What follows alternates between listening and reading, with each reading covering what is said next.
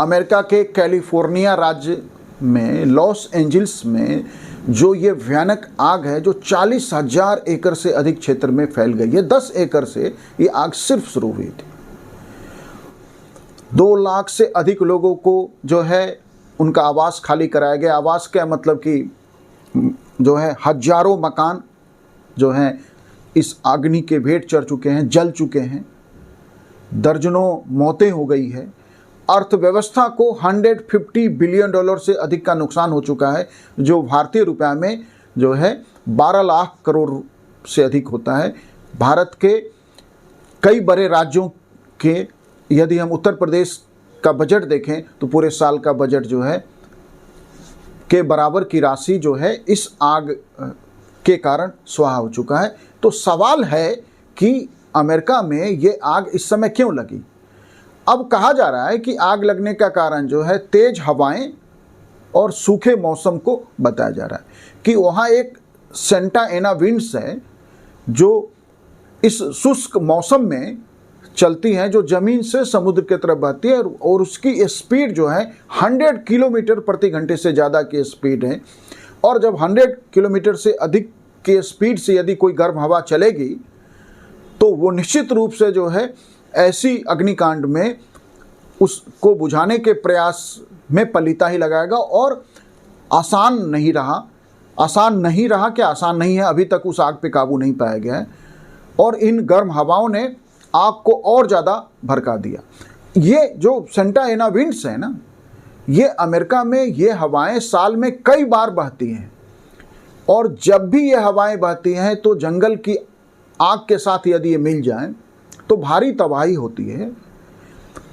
और यही कारण है कि पिछले 50 सालों में 78 टाइम्स से अधिक ये आग की घटनाएं कैलिफोर्निया के इस रीजन में हो चुका है। कहा जा रहा है कि जो चीड़ के जंगल हैं वो चीड़ के सूखे पेड़ के जलने से आग की शुरुआत हुई और इन गर्म हवाओं ने जो है उस आग को भड़का दिया।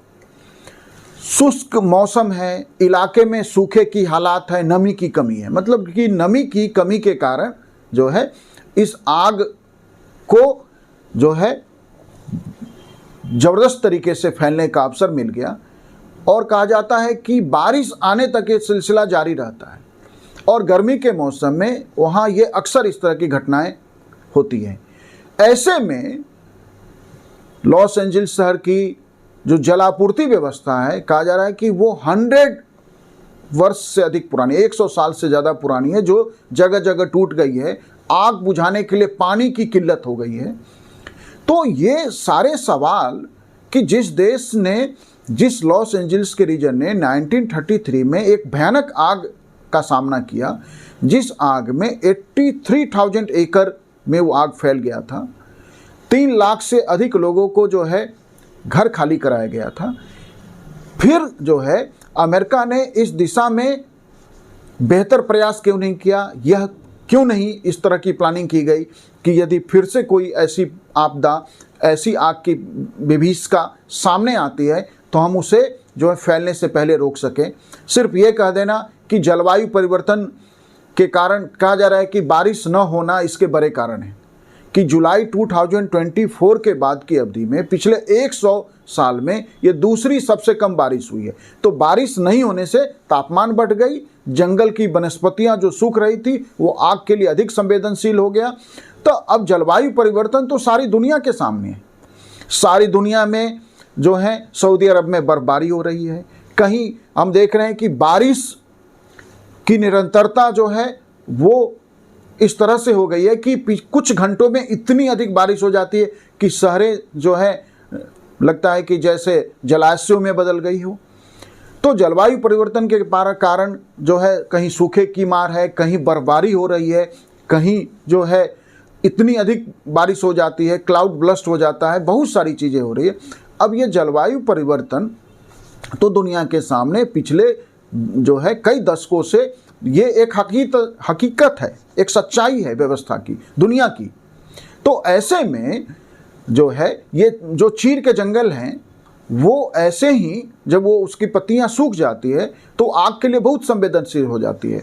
हमने उत्तराखंड में जो 2024 में आ गया, कई महीनों में उस आग को बुझाया गया और अंततः हमने बुझाया नहीं, बल्कि जब बारिश हुई तो अंततः बारिश ने उस आग को बुझाया। और कहा जा रहा है यहाँ भी बारिश आने तक इस आग का सिलसिला कमोबेश चलता रहेगा। तो बारिश होगी बेहतर, फिर जाके वो आग पूरी तरह बुझेगी। तो यह तो जो है इस तरह से तो हम समाज और देश और व्यवस्था को नहीं चला सकते हैं। तो सवाल है कि इसका निदान क्या? निदान है जैव विविधता, बायोडायवर्सिटी इसका निदान है। हम जैव विविधता को अपनाकर हम ऐसे पौधे लगा सकते थे जो इस नमी की कमी को जो है दूर करे। वहाँ पे मौसम, इस शुष्क मौसम में भी जो वैसे पौधे हम लगाते जो हरे भरे रहते तो वह इस आग को फैलने से रोक सकते थे। और ऐसे बहुत सारे प्लांट्स हैं जो शुष्क मौसम में भी, कम नमी में भी जो है सर्वाइव भी नहीं करते हैं, बल्कि हरा भरा रहते हैं और आसपास के वातावरण को बेहतर करते हैं। तो हमने, क्योंकि हुआ क्या है कि सारी दुनिया में विकास के लिए इमारती लकड़ी की जरूरत है और इसीलिए हम चीड़ के जंगल लगाते हैं। चीड़ के जंगल जो है बड़े पैमाने पे भवन निर्माण से लेके जो है घर के अंदर और ऑफिसेज में और व्यवस्था में, विकास में इस्तेमाल होने के लिए बड़ी मात्रा में जो है चीड़ के जंगलों का इस्तेमाल होता है।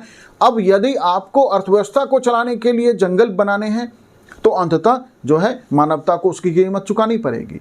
$150 बिलियन से अधिक का अर्थव्यवस्था को नुकसान हो गया है। कितनी इंश्योरेंस कंपनी इसमें दिवालिया हो जाएगी? कहाँ से वो जो है इंश्योरेंस कंपनी लोगों को कंपनसेट करेगी? हजारों घर इंसर्ट होते हैं और हमारे देश में तो वो स्थिति नहीं है, लेकिन अमेरिकन समाज जो है जागरूक समाज है, इसलिए वहाँ लोग ज़्यादातर चीज़ों का इंश्योरेंस रखते हैं। तो अब इंश्योरेंस कंपनी को उन लोगों को कंपनसेट करना होगा। इंश्योरेंस कंपनी कहाँ से कंपनसेट करेगी? उन इंश्योरेंस कंपनी को बेल आउट पैकेज की ज़रूरत पड़ेगी। हम इन सारी चीज़ों से बच सकते हैं जैव विविधता के माध्यम से। समय आ गया है कि सारी दुनिया ये समझे कि इमारती लकड़ी की भी जरूरत है, विकास भी चाहिए। विकास के बिना यह जो है कॉम्प्लेक्स इकोनॉमी का व्यवस्था कायम नहीं रखा जा सकता। कॉम्प्लेक्स इकोनॉमी के दौर में यदि हमें आगे बढ़ना है तो हमें विकास जो है की तेज गति चाहिए, लेकिन अंततः जीवन के बाद, सब कुछ जीवन के बाद ही है। जीवन की रक्षा पहली व्यवस्था होनी चाहिए। तो हमें अमेरिका के लिए सीधा संदेश है कि आप जैव विविधता को गंभीरता से अपनाइए। जैव विविधता ही एकमात्र हल है। हम ऐसे पौधे लगाइए जो इस नमी के कमी में, बारिश न होने की स्थिति में, ऐसी किसी घटनाक्रम में वह पौधे जो हैं आग को फैलने से रोकने के काम आ सके। यह जो है अमेरिका के लिए नहीं, सारी दुनिया के लिए संदेश है। भारत के लिए भी, अन्य देशों के लिए भी संदेश है कि व्यवस्था सिर्फ विकास के लिए नहीं होता, व्यवस्था पहले जीवन के लिए है। जीवन है तो विकास की जरूरत पड़ेगी। यदि जीवन ही खतरे में आ जाए तो हम उस विकास का क्या करेंगे? Thank you.